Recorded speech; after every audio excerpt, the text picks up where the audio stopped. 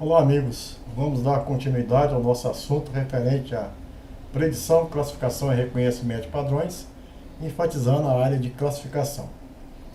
Nossa conversa agora vai concentrar em técnicas, em procedimentos relacionados a aprendizado de máquina. Olá, amigos. Na nossa conversa de hoje, nós vamos estar tratando do assunto referente a aprendizado de máquina. Nós vamos conversar sobre árvore de decisão, sobre os aprimoramentos dessa técnica referente a Bagging, a floresta aleatória e a Boost. E nós pretendemos dar alguns exemplos para que vocês possam comparar com técnicas alternativas. É um procedimento bastante interessante, tanto para fins de predição quanto para fins de classificação. Vamos iniciar a nossa conversa fazendo então uma abordagem sobre árvore de decisão, uma contextualização, algumas particularidades, alguns conceitos importantes e, por fim, uma ideia a mais adicional à árvore, que seria um processo de poda, a sua finalidade e os resultados que se obtêm. Como contextualização, nós vamos agora definir o que é uma árvore de decisão, como é que ela funciona. É um tipo de algoritmo, um aprendizado de máquina, então precisa de um conjunto de instruções que se traduzem em um algoritmo de aprendizagem supervisionada. Nós temos uma variável pré-definida, essa variável, se for um problema de classificação, é uma variável binária ou uma variável multicategórica. Se for um problema de predição, de regressão, normalmente é uma variável contínua. Então, nós atendemos a esses dois propósitos. Ela tem o seguinte princípio de funcionamento. Ela vai dividindo a sua população ou a sua amostra em várias regiões, por meio de indicadores. E, por fim, você tem então a conclusão final. Isso diz respeito a um sentimento que a gente tem dentro de uma atividade, por exemplo, na área de genética e melhoramento. Um melhorista, ao caminhar no campo, observando a sua população sob seleção, ele vai ter vários critérios.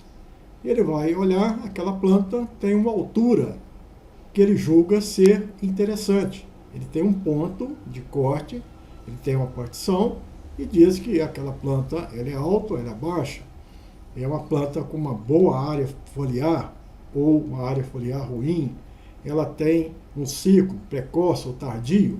Então ele vai seguindo alguns passos, alguns critérios de divisão, de forma a chegar a um resultado final. Vou selecionar aquela planta ou não vou selecionar aquela planta. Então veja que a gente sempre age dessa forma, ou seja, a gente tem uma concepção geral multivariada, mas vai refinando o processo de tomar decisão. Obviamente que nós precisamos saber quais são os descritores que vão ser importantes, se é de fato a altura, a floração, né, a área foliar, resistência à doença, e onde fazer a partição. Nós vamos fazer até que ponto que a altura me satisfaz, a floração me satisfaz, e por fim, qual que é a melhor ordem para chegar a um produto final. Devo considerar primeiro a altura, posteriormente eu faço uma divisão para a floração, ou começo com a floração, depois a resistência à doença, a área foliar, a produção e tudo mais. Então esse que seria os objetivos, esses são os objetivos num procedimento de árvore de decisão. Identificar quais seriam os melhores descritores, identificar onde fazer a partição e estabelecer uma ordem em que primeiro vamos partir a variável x1, depois x2, depois x10, depois x20, assim por diante. Então, se a gente pensasse aqui em duas variáveis e as nossas dispersões, né, de vários indivíduos, que às vezes esses indivíduos pertencem a duas ou três populações, no caso aqui três populações, nós podemos perceber que a dispersão segue um certo padrão. Esse aqui representando a população 1, o verde a população 2 e o roxo a população 3. mas isso a gente percebe visualmente, considerando duas variáveis. Como é que isso aí poderia ser tratado num procedimento de aprendizado de máquina? Basta imaginar que, a partir da partição dessa variável do eixo x, representado pelo comprimento da pétala, eu posso estabelecer uma fronteira. Abaixo dessa reta, né, nós temos esses indivíduos alaranjados e acima os indivíduos pertencentes à população roxa e verde. Nós podemos continuar fazendo partições. Neste caso, além de partir a variável x1, eu posso fazer uma partição após a variável x1 em x2, de forma que eu distingo aqui o roxo do verde. Alguns indivíduos roxos ficaram dentro dessa região do verde, mas então essa região aqui caberia então uma nova partição. Posso estabelecer uma nova partição, fazendo de novo, dentro dessa área, uma partição retornando a x1. Então, primeiro eu vou considerar x1, depois x2 e, posteriormente, eu volto a x1, de forma que se estabeleça essas regiões puras de indivíduos representativos aqui do roxo, de indivíduos representativos do verde e de indivíduos representativos do laranja. Então, veja que nós conseguimos identificar quantas partições, onde primeiro partir, qual que seria interessante, começar a partição em x1, depois x2, depois voltar em x1, e a gente sabe, reconhece no final o nosso ponto de corte. Então essa que é a ideia da árvore de decisão. Tudo isso vai ser revelado no procedimento de árvore de decisão. Então, vamos ver novamente um conjunto de dados que a gente tem a variável x e y. Nós poderíamos perguntar um novo indivíduo x igual a 1, se ele posicionasse aqui igual a 1, para qualquer que seja y, certamente ele seria da população azul. Essa tomada de decisão, ela poderia ser perfeitamente transferida por um procedimento de aprendizado de máquina, se eu estabelecesse aqui uma primeira informação, parte x e não y, e parte x no ponto 2. E neste caso, então, eu poderia decidir que esse indivíduo x igual a 1, ele vai pertencer à população azul. Então, nós vamos transferir essa inspeção, essa análise, por uma árvore. Essa árvore, a princípio, considera todos os dados originais, escolhe o descritor x, escolhe o ponto 2, de forma, então, que você tem esse nó terminal puro de indivíduos azuis e esse nó terminal puro de indivíduo verde. Esse indivíduo x menor do que 1, certamente, sendo colocado nessa árvore de decisão, não precisaria mais conhecer a dispersão dos pontos, eu iria alocar esse indivíduo corretamente na coloração azul.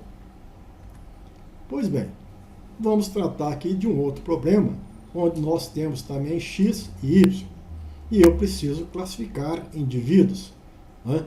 Então, a classificação, a gente percebe aqui que existe 3 áreas.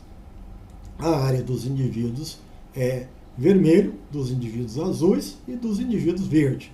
Como é que nós podemos traduzir um processo de classificação em uma árvore de decisão? E esse processo me permitiria responder se o indivíduo x igual a 1 e y igual a 1, qual seria a cor? Eu não preciso desse gráfico. E muitas vezes esse gráfico é viável porque tem apenas 2 dimensões. Se eu tivesse um problema de várias variáveis, eu não teria um gráfico de dispersão, eu estaria no espaço além do bidimensional, do tridimensional. Então eu posso substituir essa dispersão por uma árvore. Essa árvore primeiro considera todos os indivíduos e faz partições. Uma partição razoável é dividir x no ponto 2. Né? Posteriormente, então, eu teria do lado direito os indivíduos puro, verde, e do lado esquerdo, indivíduo seria vermelho e azuis. Então, entre x e y, eu tomo a decisão de que o primeiro indicador o mais apropriado para conduzir uma partição seria x e não y. E o melhor ponto para promover essa partição é o ponto igual a 2. Bom, posteriormente, eu preciso saber, isso não me define, o indivíduo x igual a 1 e y igual a 1, né? Eu posso, dado que esse nó não é puro, certo? Eu posso fazer uma nova partição. Essa nova partição pode ser, então, no descritor y e no ponto 2. Indivíduos menores do que 2 são azuis, indivíduos maiores do que 2, dentro dessa ramificação de menor do que 2, são vermelhos. Então veja que essa árvore de decisão ordenou os descritores e revelou os pontos de corte que conduzam à tomada de decisão. É bastante interessante e eficiente, porque temos aqui nós terminais puros, em que certamente eu não teria dúvida de que se parasse aqui um indivíduo, ele seria azul. Se estivesse aqui, ele seria vermelho. Se eu estivesse aqui, estaria verde. Então, o aprendizado de máquina em árvore de decisão consiste em entregar um conjunto de dados, fazer várias partições, considerando todos os descritores e uma série de pontos de corte, e vão identificando daqueles descritores, daquelas variáveis x, qual que seria eleita a se posicionar no primeiro ponto da minha árvore, no segundo ponto, no terceiro e assim por diante, e qual seria esse ponto de corte. Pois bem, então nós vamos aqui apresentar algumas estatísticas que norteiam estabelecer as variáveis e os pontos de corte. Para isso, nós vamos considerar um exemplo bastante simples de uma amostra de 30 frutos, 30 indivíduos com informações de 30 frutos e 3 variáveis.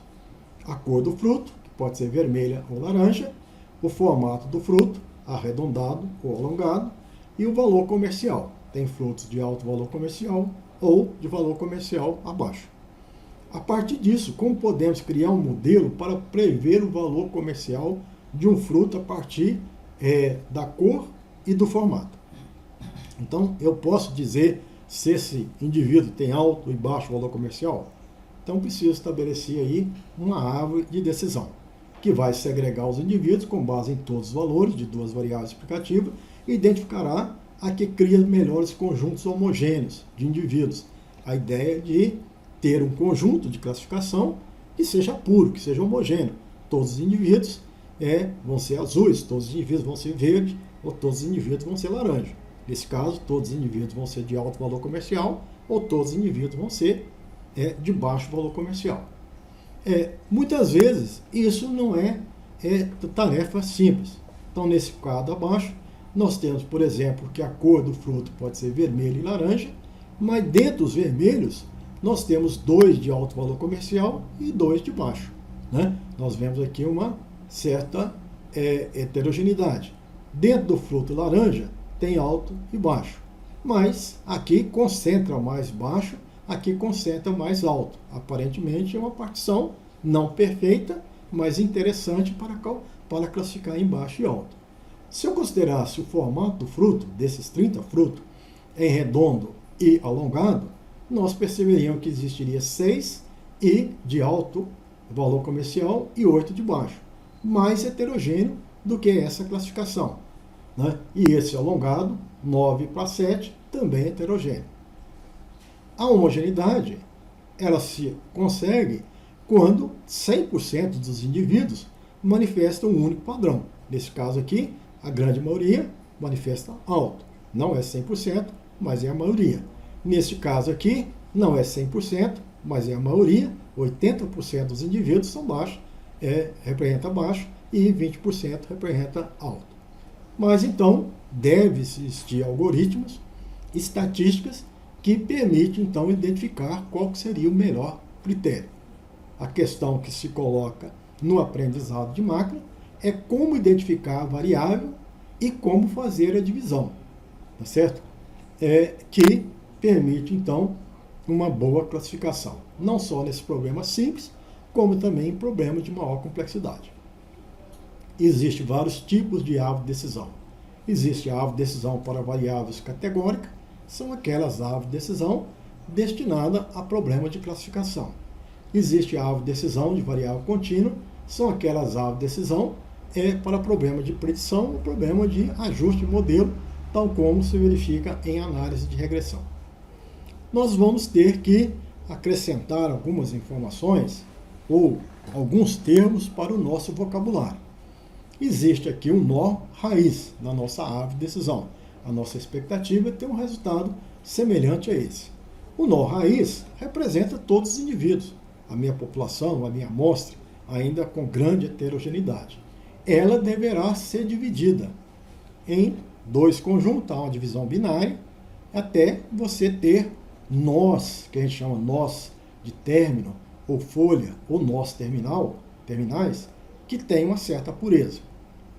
A divisão é o processo de dividir o nó em dois ou mais subnós. Nós vamos considerar aqui a divisão sempre em dois subnós. Então, nós vamos fazer a divisão por algum critério.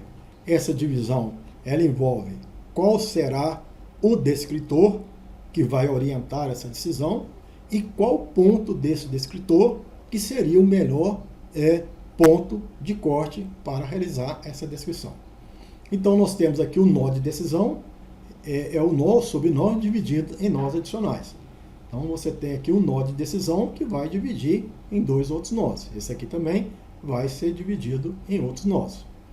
A folha, ou nó terminal, são os nós que não são mais divididos. É o nó que você alcançou o seu objetivo.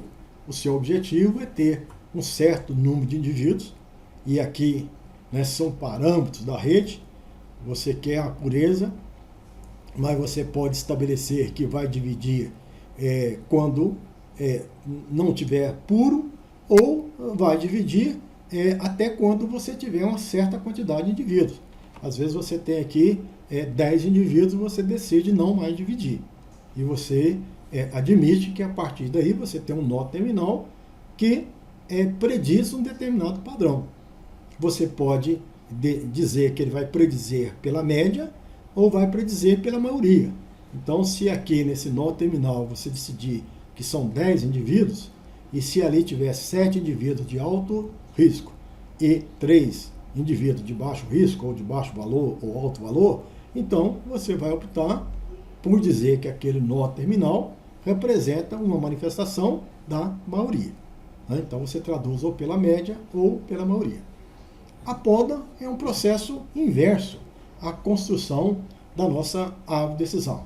Enquanto a árvore de decisão é uma divisão onde a árvore cresce em profundidade e cresce em largura, com vários ramos, em várias camadas, você pode, no procedimento da poda, excluir algumas ramificações, de forma que você tenha um poder de decisão semelhante, tanto em termos de classificação quanto em termos de predição, mas com menor complexidade. Então é possível fazer essa avaliação. Isso é importante porque não só para predição e na classificação, as árvores também servem para nortear um processo de redução de dimensionalidade. Ela não só prediz, mas também indica o caminho pelo qual foi percorrido para tomar essa decisão, as variáveis e os critérios que você utilizou para tomar a decisão. Então, muitas vezes, se você economizar nos descritores para uma boa de tomar a decisão, seria interessante. Para você chegar a uma variedade boa ou chegar a uma conclusão que deve ser descartada, se você tiver menos informações a ser considerada, você vai considerar a altura, a floração, o acamamento, a resistência, tá certo? Se você puder ter menos, seria interessante, porque aí você, com poucas informações, você consegue avançar com um certo nível de acurácia razoável. Temos as ramificações, aqui é uma ramificação ou subárvore, dentro de uma árvore que pode ser interessante, e temos aqui que identificar o nó pai e o nó filho. O nó que é dividido em subnós é o nó pai, é o nó principal, é o nó de decisão. E os subnós são denominados de nós filhos. São esses os termos que a gente usa dentro de uma árvore de decisão. Então, uma representação nós vamos ter como resultado o topo, as ramificações, as variáveis e, por fim, os nós terminais que representam uma folha. Então, a literatura diz que uma árvore de decisão estatística são desenhadas, são apresentadas de cabeça para baixo. Ou seja, você tem todos os indivíduos aqui na raiz e vai promovendo a ramificação de forma a ter folhas.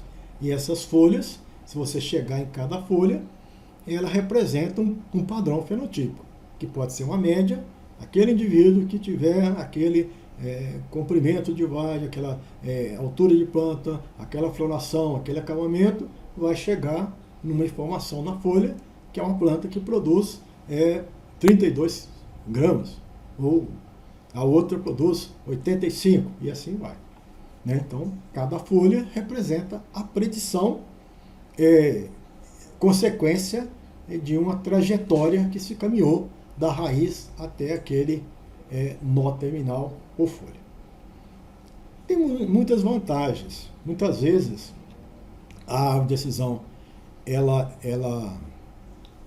tem uma eficiência menor, principalmente em relação aos seus aprimoramentos, como o caso do bag, do bush, da floresta aleatória, mas ela deve ser a primeira análise a ser realizada, porque ela constitui numa ferramenta de predição de classificação e numa ferramenta do entendimento do fenômeno de predição, do fenômeno de classificação.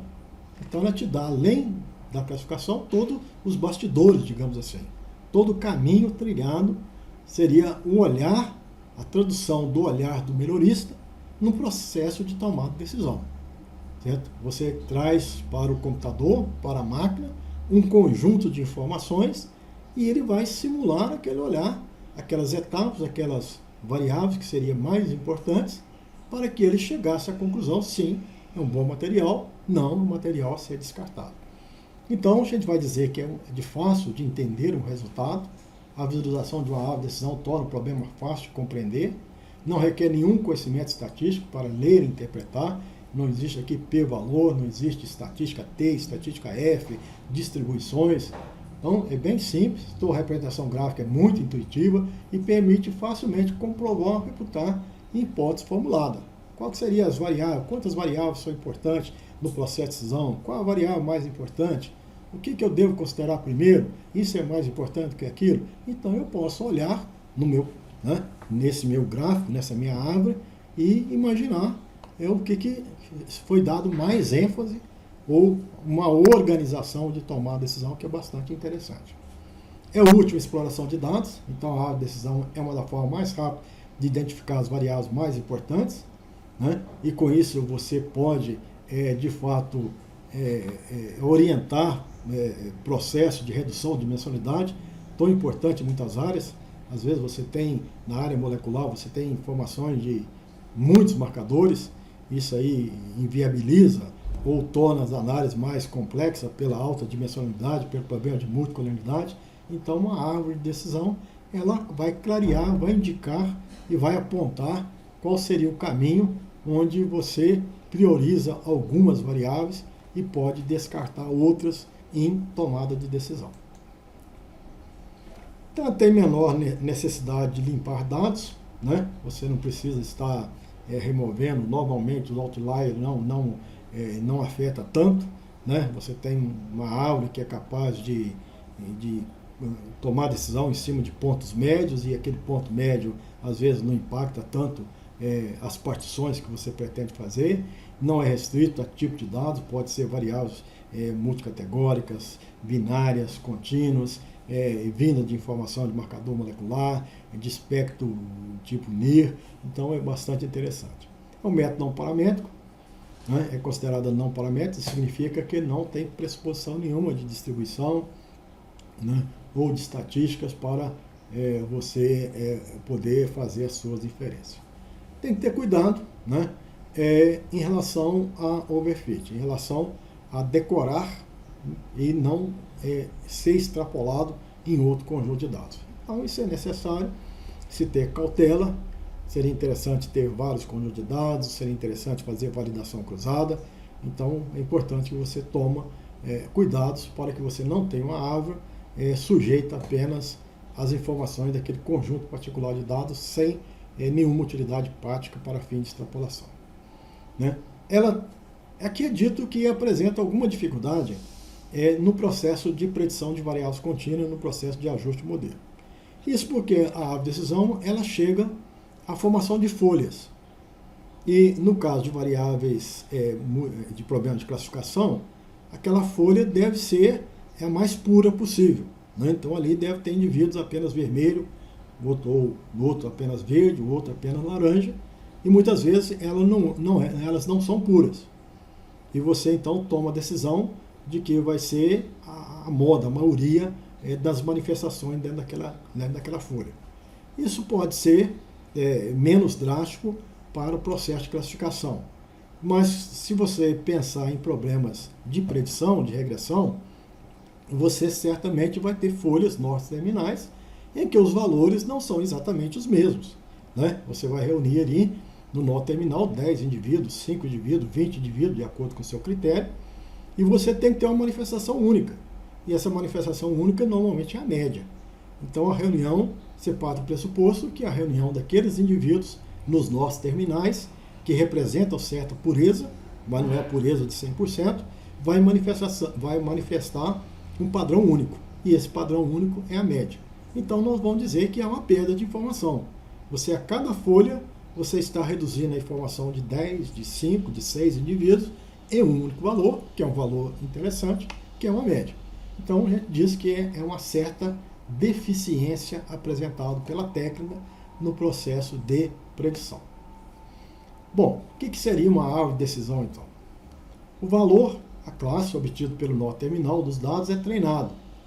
E a moda das suas observações é assumido naquele nó terminal. Assim, uma nova observação de dado atribui-se o valor da moda correspondente. Então, se chegar naquela folha, aquela folha tem, o nó terminal tem um padrão correspondente aos indivíduos que na fase de treinamento foram alocados naquela folha. Ele divide o espaço preditor, as suas x1, x2, em regiões distintas e não sobrepostas. Então, vai dividindo x1, x2, x3. Onde e quem dividir é que é o problema. Segue uma abordagem de cima para baixo, conhecida como divisão binária recursiva. A divisão começa do topo da árvore quando todas as observações estão disponíveis. É uma única região. E sucessivamente divide o espaço preditor em dois novos ramos de baixo para baixo da árvore, do topo para baixo. Então você tem um conjunto de dados e quer chegar no processo de seleção, no processo de predição, e vai dividir esse conjunto de dados. Vai dividir com, o primeiro critério vai ser com relação à altura. A partir de 1,70 m tem um grupo. A partir acima de 1,70 m tem outro grupo. Por que essa divisão é feita de 1,70 m para a altura? Porque essa divisão é que promove maior homogeneidade na sua variável-alvo, que é a produção, que é a classificação, por exemplo, que esses são os indivíduos resistentes e susceptíveis. Então você tem que pensar na variável que está dividindo, o reflexo nela na sua variável-alvo. Você divide a altura em 1,70 m, porque as divisões conduzem à pureza na classificação ou na média e na variância da variável contínua que você deseja fazer a predição. Então são duas coisas que você tem que pensar: a variável-alvo e as variáveis candidatas para proporcionar as partições. Esse aqui talvez seja o maior problema de uma árvore de decisão. É conhecido como um procedimento ganancioso, porque o algoritmo se preocupa apenas sobre a divisão atual e não sobre a futura divisão. Então, veja, você tem que fazer uma partição. Às vezes, e você pode partir em altura, floração, e pode partir em altura, depois parte em floração, depois você pode voltar a partir em altura, pode partir agora em área foliar, em número de ramos, número de nós. Então você vai fazendo as partições. Qual é a melhor partição? A melhor partição não é aquela que você tem 10 variáveis. Qual é aquela que promove a melhor partição? Talvez, Por exemplo, pode ser, no momento atual, pode ser x1. Mas você está pensando na primeira partição. Às vezes você vai caminhar com a rede em várias partições. Pode ser que você começasse com x2, não seria tão bom quanto x1, mas por outras divisões, começar com x2 é mais interessante do que começar com x1. O x1 é o que te dá maior ganho atual. É a sua melhor opção hoje. Mas, mais para frente, você poderia perceber que não. Se você fizesse uma outra, eu não vou começar com x1, que é o melhor, com x2. Mas como a técnica é gananciosa, ela pega x1, mesmo que o resultado não seja tão bom. Ela não vai testando todas as possibilidades. Porque a árvore de decisão é uma árvore. Se você quiser, você poderia recorrer a várias árvores. Então, nós não estamos falando em uma árvore, nós estamos falando numa floresta. Então, nesse caso, nós vamos migrar para o procedimento Bayes, o procedimento floresta aleatória, ou random forest, e boost. Mas a árvore de decisão ela é única e, consequentemente, ela não testa outras possibilidades e testa aquela que é melhor no momento atual. Então, nós chamamos isso de ser ganancioso. Ganhar hoje, mesmo que amanhã eu perca. E outros procedimentos, não. Ganhar sempre. Não ganhar muito, mas ganhar sempre. Então, esse é uma das propriedades da árvore de decisão, considerando a maior fragilidade, e para isso a gente vai ter que perceber algumas mudanças e que vai superar esse problema e que muitas vezes proporciona resultado melhor do que a árvore de decisão. Como a árvore decide dividir e onde dividir?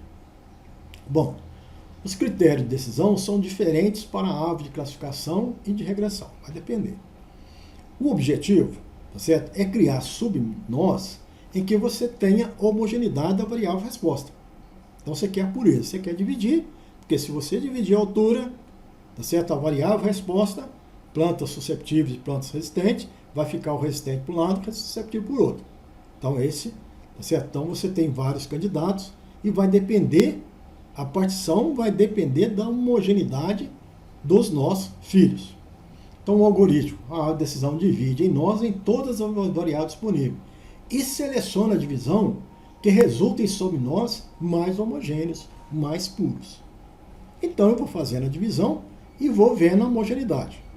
Como é que eu posso ver a homogeneidade dos nossos filhos? Existe estatística. Quais são as estatísticas que eu posso usar?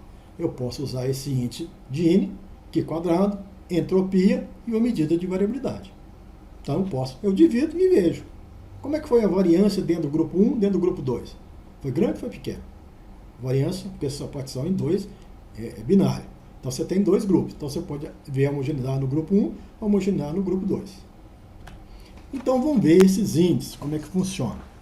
Esse índice de Gini, ele é importante, principalmente quando você tem uma variável resposta do tipo binário.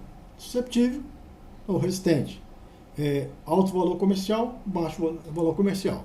Então você tem o sucesso e o insucesso, a falha. Quanto maior o valor, mais homogeneidade. Então ele é dado por essa estatística. Existe, então, se você colocar num lado, se faz uma partição de um lado, você tem indivíduos com sucesso e com insucesso. A probabilidade de sucesso é P. Probabilidade de insucesso é Q. Sucesso seria ser resistente, insucesso é susceptível. Né? Alto valor comercial, baixo valor comercial. Então, se todo mundo for resistente, o P é igual a 1. Então, o valor de Gini seria igual a 1 ao quadrado mais 0 ao quadrado seria igual a 1. Se for heterogêneo, então você passa a ter tanto resistente quanto susceptível. Né? Então, você pode ter uma situação onde P é igual a Q, que é igual a meio. P ao quadrado, tá certo? Vai estar meio ao quadrado, 0,25 mais 0,25. Então, você tem um valor baixo, que seria 0,5. O valor alto seria igual a 1. Né? Então, nós vamos calcular a homogeneidade por meio desse índice, que é o valor de P ao quadrado mais Q ao quadrado. Nós vamos calcular para a divisão e usar a estatística ponderada. Então, veja, nós temos aqui o nosso exemplo da cor do fruto e do formato. vamos avaliar se a divisão da cor do fruto é interessante. Ao dividir pela cor do fruto, né, eu tenho vermelho e laranja. Desse vermelho tem 10, alto e baixo. Então, nós temos aqui uma pureza, uma impureza. O índice Gini para vermelho, né, para o subnova vermelho, vai ser 0,2, que é 2 em 10 ao quadrado, seria o valor de P ou de Q, e 0,8 ao quadrado, 0,68. Para o laranja, 13 e 7 em 20, o 13 é 0,65, o 7 dividido por 20, 0,35 ao quadrado, 0,55. Então, ele produz esse índice aqui, 0,62, nesse lado do nó, e 0,55 nesse outro lado. Nós vamos calcular um índice de Gini corrigido, de cor, ponderado, que seria 10, 1/3 dos dados com índice 0,68 e 20 em 30, 2/3 dos dados 0,55. Dá esse índice que é 0,59. Quanto maior, se fosse igual a 1, nós teríamos uma condição de pureza, mas foi 0,59. Se a gente optasse por dividir o formato, o critério formato, não o critério a cor do fruto, nós também calcularíamos esse índice. Então, esse índice para o formato redondo é 6, 14 ao quadrado, 8 em 14 ao quadrado, 0,51. Para o alongado, cuja pureza é 9 para 7, 9, 16, 7, 16, valores ao quadrado, 0,50. Então, esse índice Gini para a forma ponderado, nós colocamos de um lado 14, do outro lado 16, dá um valor de 0,51. Como esse índice é maior para a cor 0,59 do que para formato 0,51, nós vamos decidir que desses dois candidatos, a melhor decisão é fazer a partição por cor do fruto. Então, a nossa rede, o primeiro corte, tem que ser em cima da cor do fruto. Posteriormente, nós vamos repetir essa análise até que a gente chegue a uma conclusão satisfatória. Bom, nós podemos optar por uma tomada de decisão baseada na estatística de Q quadrado. É um algoritmo para descobrir a significância estatística entre as diferenças dos subnós e do nó pai. O Q quadrado é medido pela soma dos quadrados das diferenças entre as quantidades observadas e esperadas da variável alvo. Então, faz-se a partição da variável candidato e olha a variável alvo, que a gente aqui se aplica para a variável também de sucesso e insucesso. Padrão, então, binário. Então, você pode fazer isso várias vezes e a estatística aqui quadrada é a raiz. Nesse caso, é a raiz quadrada do real menos esperado ao quadrado dividido por esperado. Vamos ver aqui o exemplo. Né? Então, nós temos aqui uma divisão por cor e uma divisão por formato. Então, quando eu dividi por cor, vermelho, né, foi 2 para 8, no total de 10. Vamos esperar, então, que fosse uma condição desfavorável, ou seja, de maior variabilidade, é que tivesse 5 para 5. Então, nós podemos fazer o esperado nessa condição de que metade para metade seria uma partição, então, desfavorável. Então, veja que, nesse caso, eu estou com esse valor do Q quadrado. Né? Quanto maior o Q quadrado, mais, então, eu vou rejeitar essa hipótese. Né? Então, neste caso específico, eu tenho 2,62, 2,68. Bom, e nesse outro caso, que eu parti em 13 para 7, eu tinha 20 indivíduos, então esperado, numa condição de heterogeneidade desfavorável, era 10 para 10. Então, houve um desvio. Quanto maior o desvio, significa que mais longe eu estou nessa condição desfavorável. E isso é importante para mim. Né? Eu quero estar longe disso, isso não me agrada. Ser meio para meio não é uma condição homogênea, é uma condição heterogênea. Então, quanto maior o Q quadrado, seria, então, eu estar longe dessa condição, o que é favorável. Eu não quero estar nessa condição de meio para meio. Eu quero a pureza, eu quero que seja 100% de uma classe, 0 da outra. Faça a mesma coisa para a divisão redonda. Aí a primeira divisão em 14 deu 6 para 8, e aqui eu percebo que o Q quadrado deu 0,76, até menor. Ou seja, eu estou numa situação bem próxima do meio para meio, que é uma situação desfavorável. Aqui, né, de 16, o meio para meio é 8 para 8, meio 9 para 7. Está próximo. Então, desfavorável. Então, que quadrado pequeno retrata uma situação desfavorável, uma situação próxima do meio para meio. O que quadrado maior, né, ele aponta uma situação mais favorável. Uma situação em que não é igual as duas quantidades, é diferente. Diferente significa que um está predominando em relação ao outro. E essa predominância significa que eu estou no caminho de uma pureza, que seria um critério, uma propriedade bastante interessante. Então, novamente, usando um critério de Q quadrado, né, a gente percebe que esse Q quadrado aqui é maior e, consequentemente, eu recomendo fazer a divisão por cor do fruto e não por formato do fruto. Posso usar um outro critério, que traduz basicamente a mesma coisa. É o conceito da entropia. É a medida do grau da desorganização do sistema.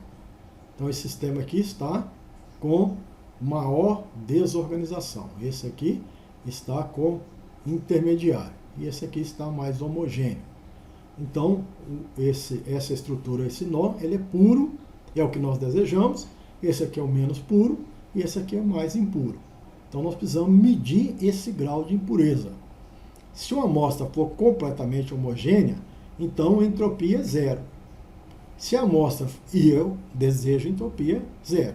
Se a amostra for dividida em partes iguais, 50 por 50, então a entropia é igual a 1. Como é que eu calculo essa entropia? Por essa expressão, menos P log na base de 2 de P, menos Q log na base de 2 de Q. Se você substituir P e Q por meio, você vai ver que você tem essa situação, né? De que o valor vai ser máximo, né? 50 vai dar igual a 1, onde P igual a Q igual a meio. Então, nós temos que calcular a entropia e tomar essa decisão. Então, nesse caso, a mesma situação, nós temos aqui a entropia do pai, que tem 15 frutos de alto valor e 15 frutos de baixo valor. Posso calcular a entropia do pai, né? Nesse caso, o valor de P e Q vai ser meio para meio, então dá o valor 1, mostrando que é bastante impuro.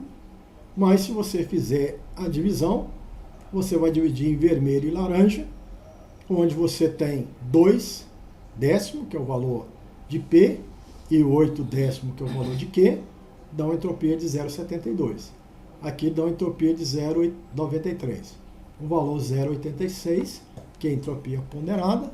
Se a gente fizer essa mesma divisão, a gente percebe que a entropia, por esse critério de divisão, é 0,99. Eu quero uma entropia baixa. Então, eu procuro, dividir pela cor do fruto, né? Veja que é concordante com as análises que nós fizemos até então. E aqui, dividir, ao invés de dividir pelo formato do fruto. A variância também é um critério mais utilizado em procedimentos de variáveis contínuas, mas que nesse caso também pode ser aplicado, né? Basta eu calcular a variância após as várias partições. Então, passo a calcular a variância de cada nó e a variância para a divisão, né, com a média ponderada.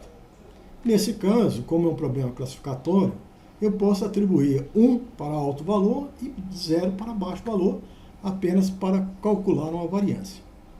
Como o nó raiz tem 15 de alto valor para 15 de alto valor, se eu atribuir valor 1 e 0, eu vou ter essa média de 0,5 e o cálculo dessa variância dividido por 30, que é toda a minha população, não vão aqui subtrair uma informação de grau de verdade, essa variabilidade é 0,25. Eu posso decidir se vou dividir ou não. Posso calcular a variância das partições. A primeira partição, que tem 2 frutos de um tipo e 8 de baixo valor comercial, a média vale 0,2. E a variância, a diferença em relação à média, 0,16. Em relação ao nó laranja, que tem 13 para 7, deu essa média e essa variância. A variância ponderada, né, em função da quantidade de indivíduos, é 0,21. Veja que essa variância vai ser menor do que essa outra variância, também calculada, né? Considerando alto risco, baixo risco, 0 e 1, né? Com a variável alvo. E aí eu tenho as médias e as variâncias ponderadas. É mais um critério que eu posso adotar para identificar quais seriam os melhores descritores. Pois bem, uma vez apresentado, nós vamos então fazer uso. Vamos fazer o uso aqui de uma análise, né, de classificação de dados de 6 populações obtidas por simulação e a gente tinha mensurado aqui 9 características. As características, como é dado de simulação, eu posso informar para vocês que elas manifestam dominância, tem redondabilidade variada, as características de alta redondabilidade é a característica X3, a X6 e a X9, e tem efeito genético conhecido aqui pelo processo de simulação, que às vezes não é tão relevante no nosso estudo, mas a gente já conhece essas variáveis. O número de indivíduos, nós temos 2.000 indivíduos por população, no total de 6 populações. Nesse arquivo aqui, onde nós temos todos os indivíduos. E a gente vai ver se é possível classificar esses indivíduos dessas 6 populações.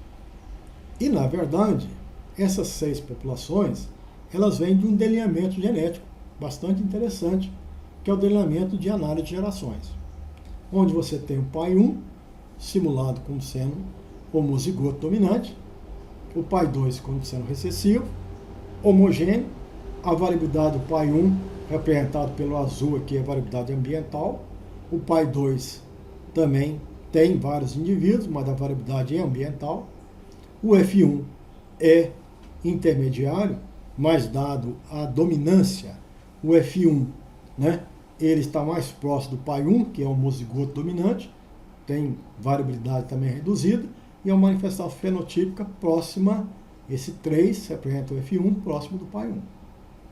A população F2, representada pela população 4 de amarelo, ela tem ampla variabilidade, dado que tem variância genética e ambiental. As populações de retrocruzamento 5 e 6 são também populações de variabilidade, né, genética e ambiental, e a população 5, como é o retrocruzamento de pai 1, e dado que o pai 1 manifesta alelos dominante, tem um padrão fenotípico também similar ao pai 1, ao F1. E a população 6, como é o retrocruzamento em relação ao pai 2, tem similaridade mais próxima à população 2. Então nós queremos avaliar esse grau de dificuldade de separar o pai 1 do pai 2, do F1, F2, retrocruzamento em relação ao pai 1, retrocruzamento em relação ao pai 2. E uma primeira análise exploratória seria uma análise de componentes principais, onde se busca realçar as diferenças entre os centróides da população e, posteriormente, plota-se os indivíduos dessas populações. Nós já abordamos aqui como que isso poderia ser feito. Pois bem, então nós temos esse arquivo. Vamos pensar aqui nesse arquivo. Lá no análise vai ser feita no programa Gênesis. E vão definir aqui a nossa trilha de dados. Nós colocamos aqui nossa aula 11 dentro da pasta trabalho 11. O nome do arquivo é POP6, né? E nós vamos então fazer o procedimento de componentes de análise discriminante baseado em componentes principais, né? Vão identificar a população, dados de 6 população. Clico aqui para visualizar, são 10 colunas, porque nós temos cerca de 9 variáveis fenotípicas e uma coluna adicional para descrever a informação das 6 populações. Pois bem, então nós vamos declarar os parâmetros, temos então 9 variáveis, vou fazer uma análise com padronização e sei que existe 6 populações. Vamos fazer uma análise discriminante, né? E aí eu vou gerar alguns resultados. Um resultado interessante é o resultado da análise gráfica, né? Então veja que é esse resultado que nós apresentamos, né? Vou identificar aqui os grupos, aqui o pai 1, aqui o F1, o pai 2, o F2, 4, um reto cruzamento e outro reto cruzamento. Então veja que fazer uma análise de avaliação da variabilidade é relativamente simples, mas não constitui aí uma análise que permite facilmente alocar novos indivíduos. Então nós fizemos aqui e podemos ter uma ideia da complexidade dessa separação. Podemos também imaginar o estabelecimento de funções discriminantes. Nesse caso, a função discriminante de Anderson e função discriminante de Fischer. Vamos trabalhar com a função discriminante de Anderson e eu, então, fiz a partição desse arquivo em um arquivo de treinamento e um arquivo de validação.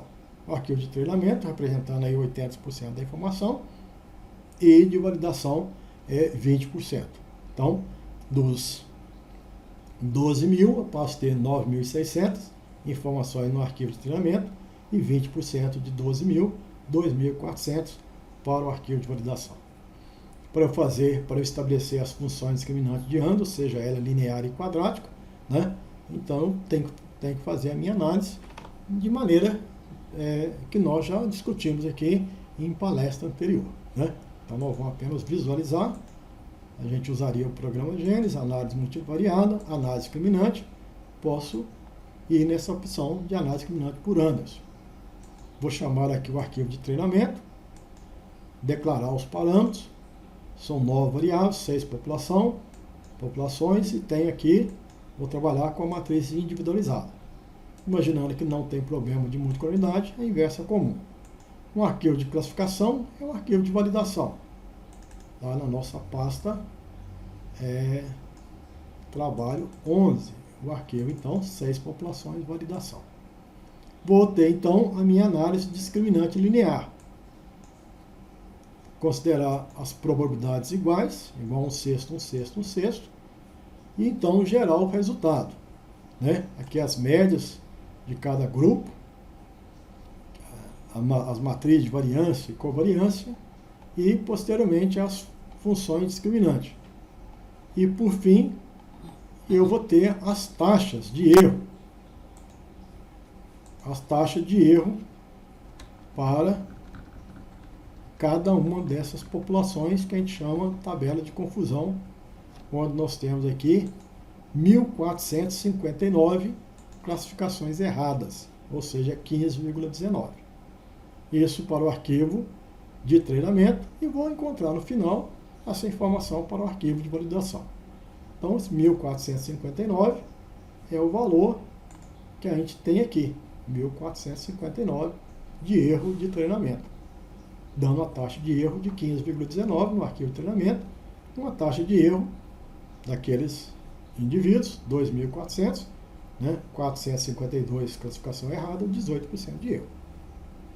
Então veja, se eu fizesse análise discriminante quadrática, aqui que tem 15 e 18, melhoraria para 10% de taxa de erro na quadrática para o arquivo de treinamento e 16% de erro para o arquivo de validação. Bom, eu posso então confrontar com uma outra técnica, um problema de classificação, e eu vou então avaliar, né? Vamos rodar lá no programa Gênesis.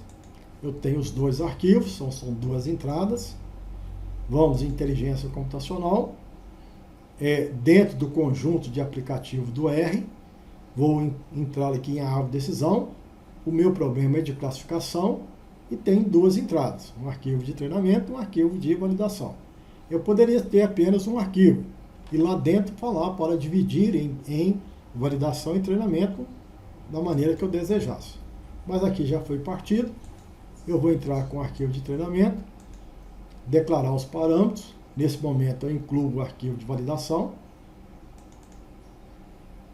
Forneço o número de coluna, o número de variáveis, aqui inclui a população, e eu vou processar então os meus dados, né?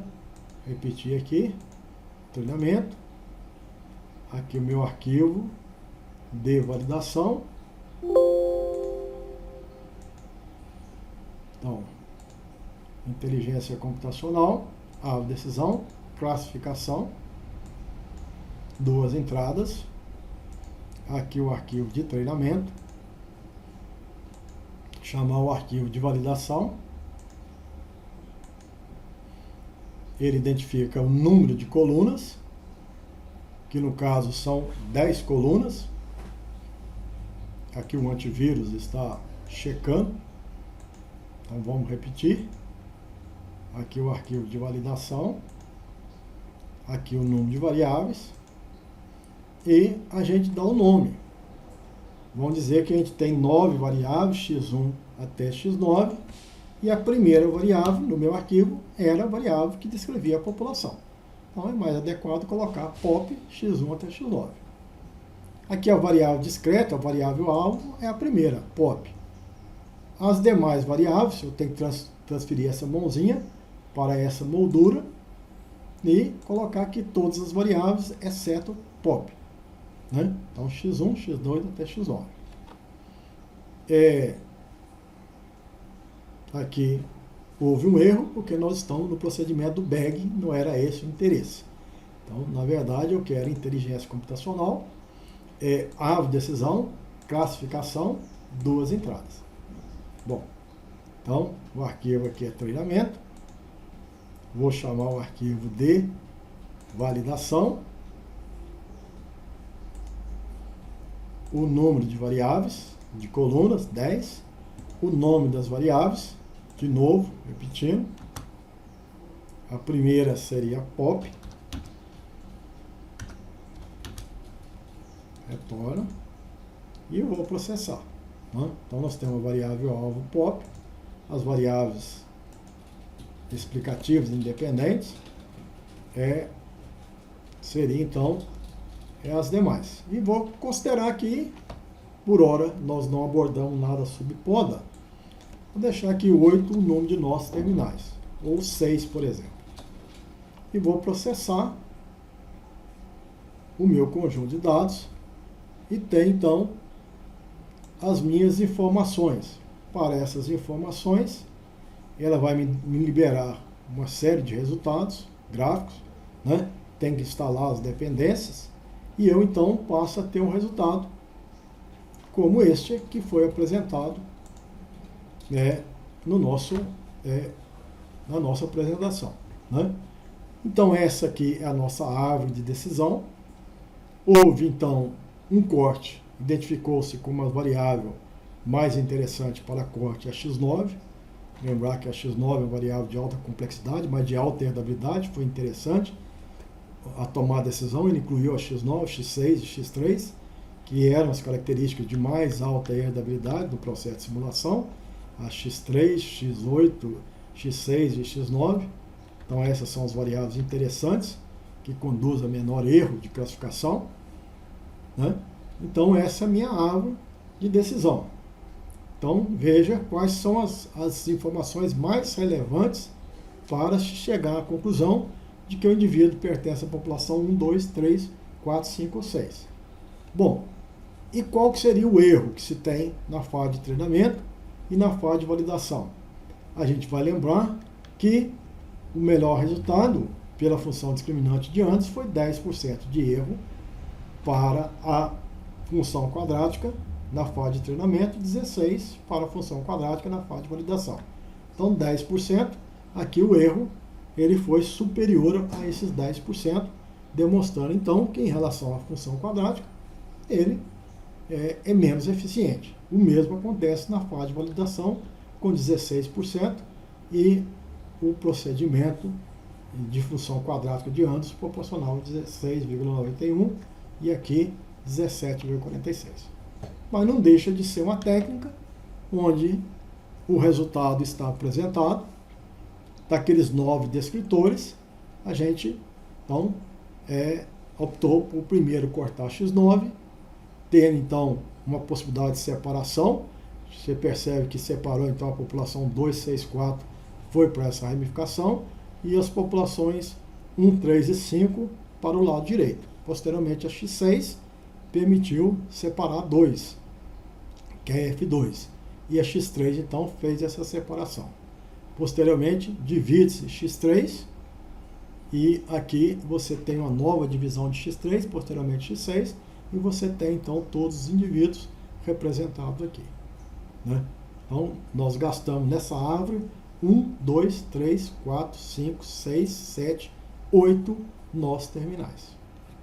E temos essa taxa de erro.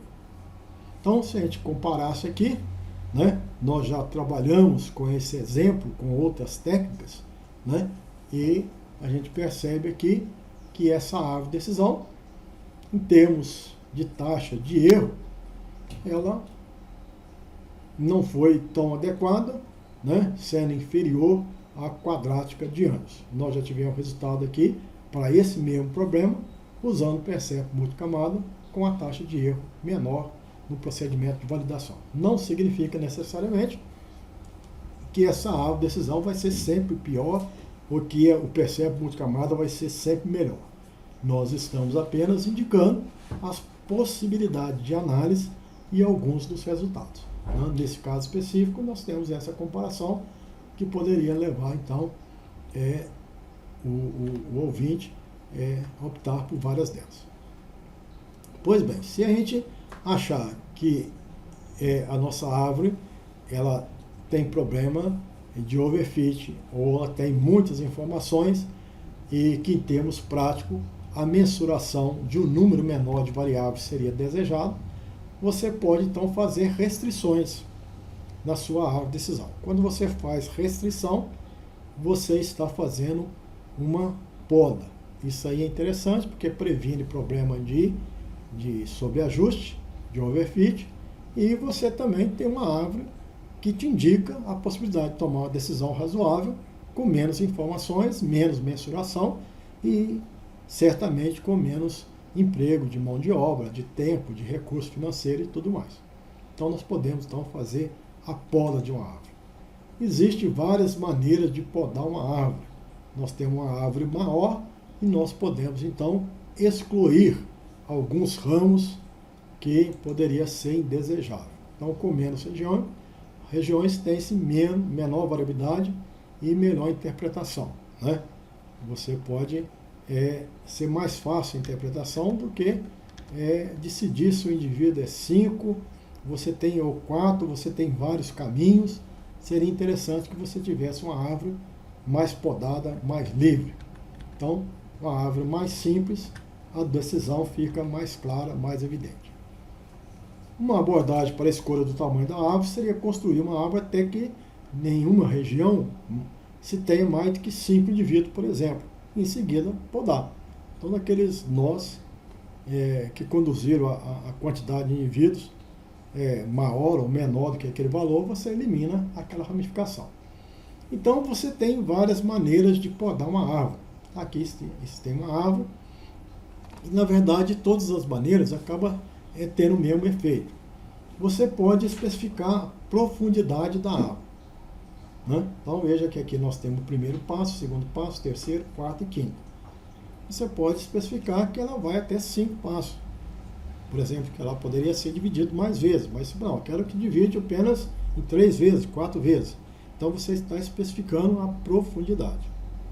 Nós podemos especificar a largura, certo? Ou seja, eu não quero muitos nós, certo? Aqueles nós vão ser unidos.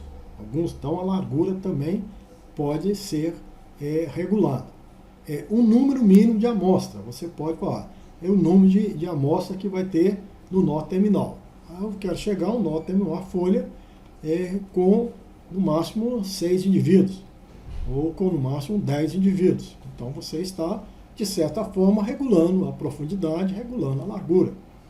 Você pode determinar que vai fazer uma divisão quando você tem 20 indivíduos, 5 indivíduos.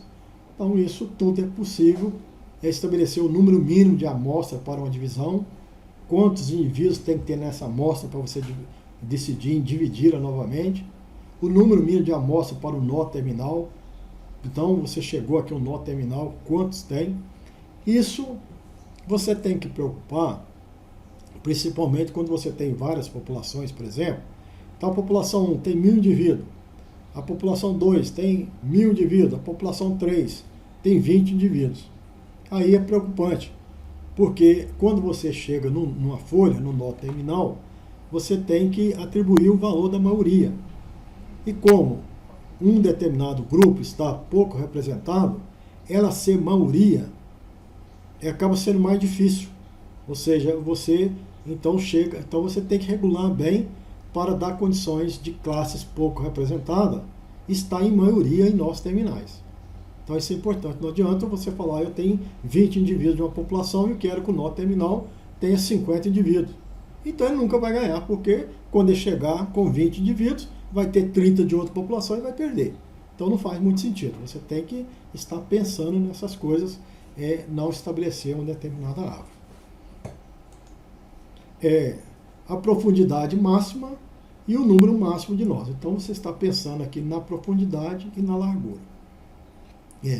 Um tipo de resultado que o ouvinte deve pensar é que muitas vezes um determinado nó ele é dividido, né, e pode ser recorrido a informações semelhantes das folhas.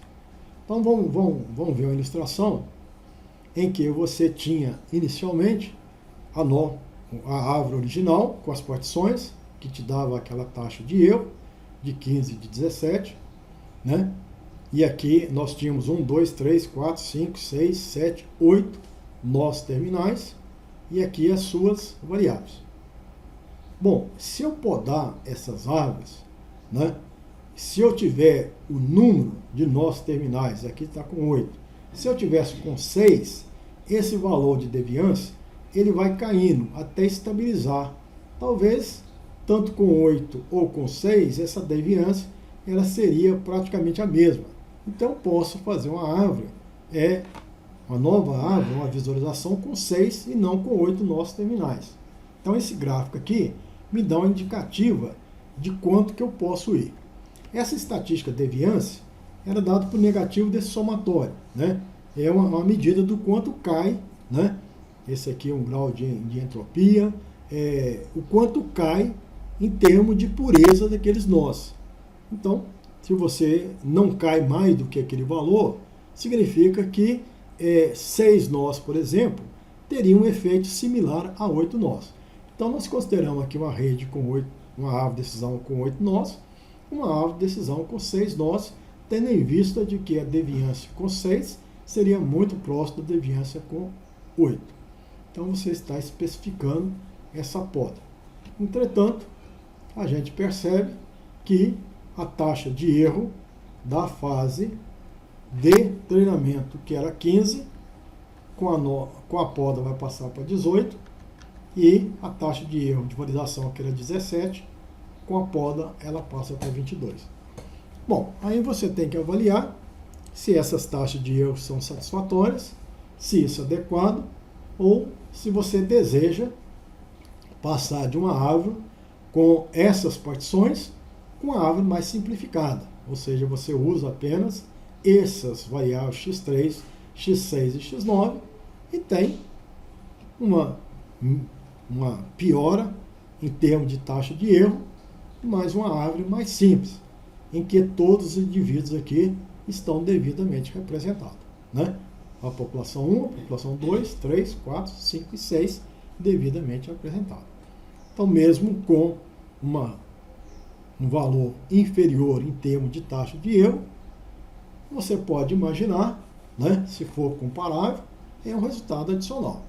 Ou seja, você tem uma árvore mais complexa, uma árvore mais simples e uma taxa de erro que pode ser favorável, desfavorável ou tolerável, para você optar por uma maior simplicidade. Então, basicamente, é isso que a gente apresentaria e numa próxima conversa a gente vai tratar dos refinamentos de uma árvore de decisão, que são o bag, o boost e a floresta aleatória. Por hora é só.